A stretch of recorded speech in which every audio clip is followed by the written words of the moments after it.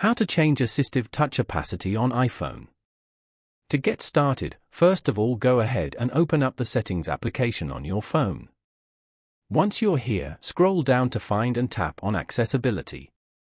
Inside the Accessibility menu, scroll down to the Physical and Motor section and tap on Touch. You are now on the Touch Settings page. Now, tap on Assistive Touch at the very top of the screen, if it's not enabled. Make sure Assistive Touch is enabled.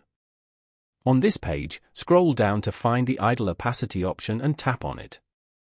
Simply drag the slider to your desired opacity level, making it more or less transparent, and set the opacity to a level that you are comfortable with. This setting allows you to adjust the visibility of the Assistive Touch icon when it is not in use.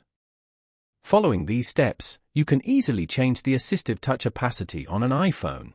Thank you for watching. Please leave a like if this tutorial helped you, or leave a comment below if you have any questions related to the video.